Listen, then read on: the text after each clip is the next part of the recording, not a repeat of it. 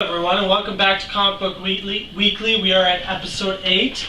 Today, the first thing I'd like to talk to you about is not having our episode last week. Unfortunately, due to scheduling inconveniences, we weren't able to do the episode. So, as usual this week, we're going to all review a comic, then we're going to have a main discussion. The discussion today will be about previously 2 weeks ago, the New York Comic-Con 2013. Very interesting discussion. And to start off the reviews, The Shack is me. Alright, today I am reviewing Nova Tie Into Infinity issue 9. It is written by Zeb Wells, artist by Paco Medina.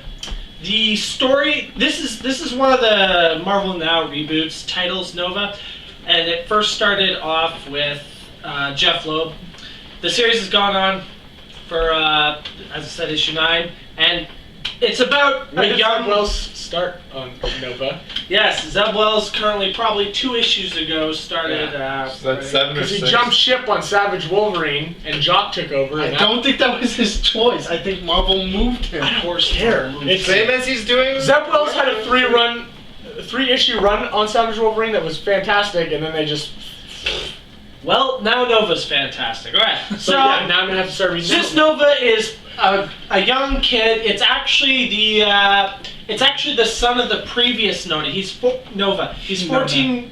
He's 14 years old. He's just a teenager, and what this comic does is what actually it relates to a lot is Spider-Man. When Spider-Man got his powers in high school, it's kind of like the modern age Spider-Man, but he's gotten all these powers, and it shows how that relates. And in this issue, it's a lot about the Infinity Tie-In and how Thanos is kind of coming after him. And you meet a new enemy in this comic, and she's actually really cool. I suggest you pick up this issue just because the bad guy itself is actually really cool. And the story is very, very funny. I enjoy it because it tries to keep you laughing. It keeps the action packed. It's everything what you look for in a comic book. I give this story 9.5 kapows because it was wicked.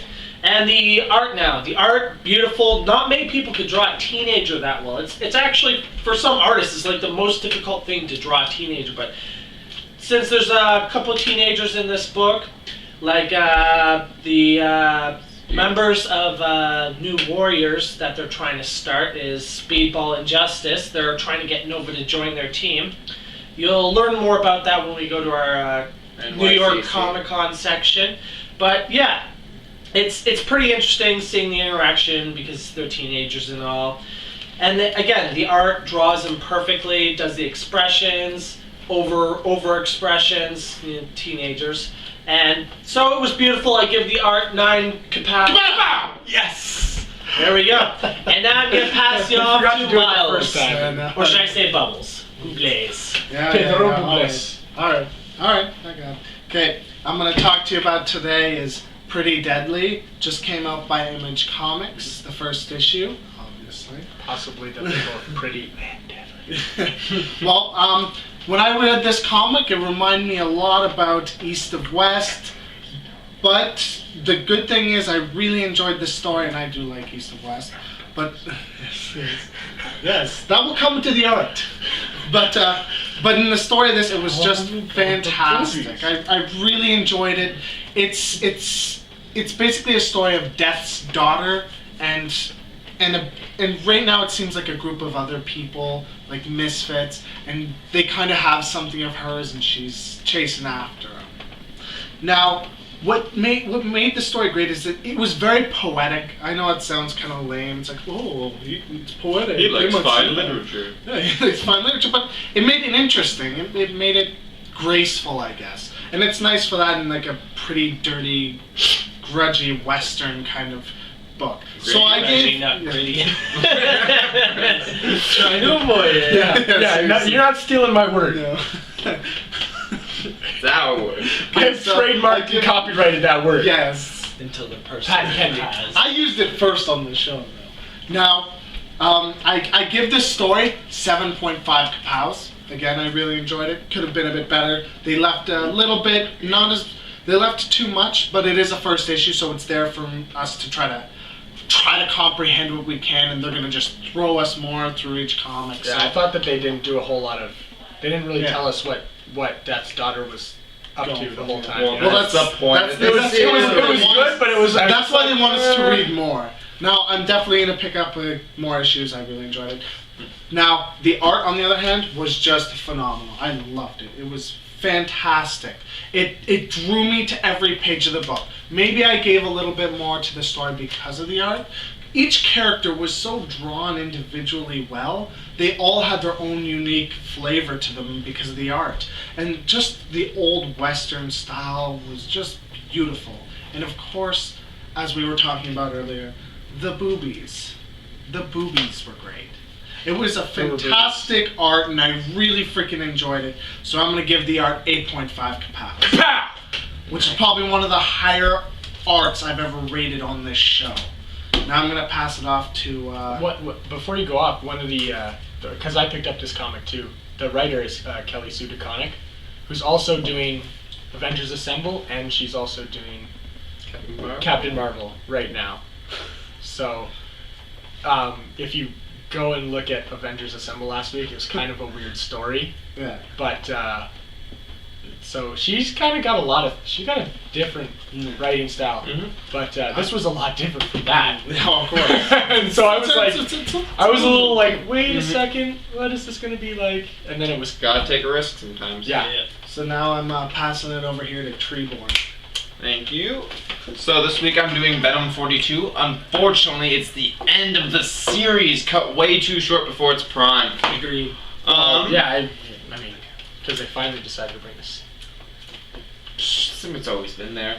But anyway, the story is very well done, except for the fact that it's a final issue and it doesn't come to a conclusion. They leave it very open, so like it's a bit of interpretation, but also I think it's there for the upcoming Spider-Man event, Darkest Hour. So that way, Darkest Hour? yeah, Darkest Hour. It's the next. Arms of the Octopus. No, that's the one that's going on now. But after the Spider-Man series, Oh, is okay. coming an event called Darkest Hour, where Flash Thompson Venom's running to the Superior Spider-Man. We're gonna have to see a throwdown probably. And when you leave open storylines like that, and especially when you're ending a series, you could continue Move on on in in other the series. Spider-Verse, or even that, you open it up for when they're ready to bring in a new Venom. Hopefully.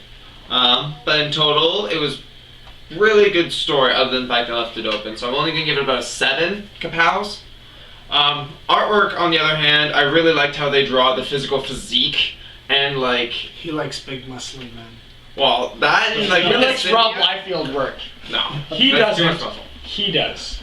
The other problem though is that it's not even a problem. It's the fact that like with the symbiote, it's up to your imagination. Like you can draw it huge, you can draw it thin, you can draw it stretching out. Anything you can think of, the suit can do almost in any shape and form, which the artist does a really great job of handling. But unfortunately, they're not so great with facial features on humans, like without masks and such.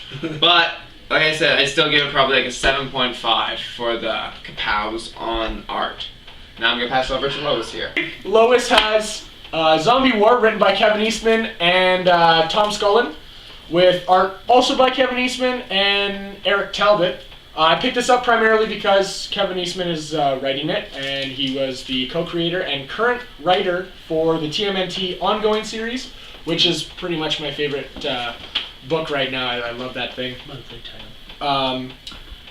It's an interesting zombie tale in this one. It's a bit of a breath of fresh air. It's a lot different. The zombie genre has been watered down a little bit recently, ever since Walking Dead took off, which is great. But everybody else is trying to cash in on the I'm trend. like everyone else. I love zombies. Yeah. I'm starting So, to I'm following this a one trend. though, even though it's a breath of fresh air, I feel like it's a poorly executed example. It's very reminiscent of classic Judge Dredd tales from the 80s, the 2000 AD era.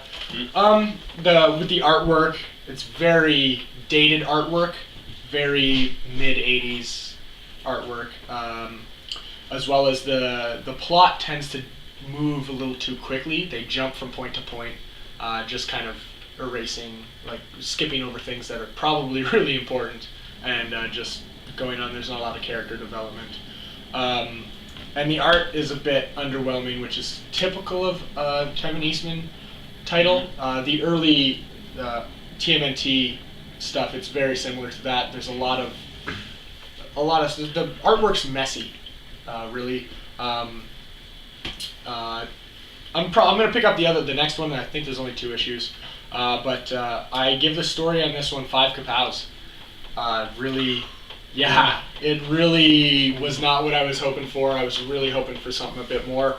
And the art in it, the cover art is fantastic. I really like it. But the art in this book, I only give 3 kapows. It was, yeah, It's some low. You rated the highest and the lowest. Yeah, I was pretty disappointed because the Eastman stuff for TMNT is fantastic. The character development is great. The plot lines are amazing, and this is just the work feels rushed. You know, like he was asked to do a project kind of last minute. And he just kind of threw something together, and I wasn't going for it. It would just. I'll pick up the next one and see if it gets better, but really to me this looked like a B comic from the mid '80s. But cheesy horror movie kind of stuff. Yeah, it was not. I'm not really sure it was worth the money. Anyway, we wanted to talk about New York City Comic Con.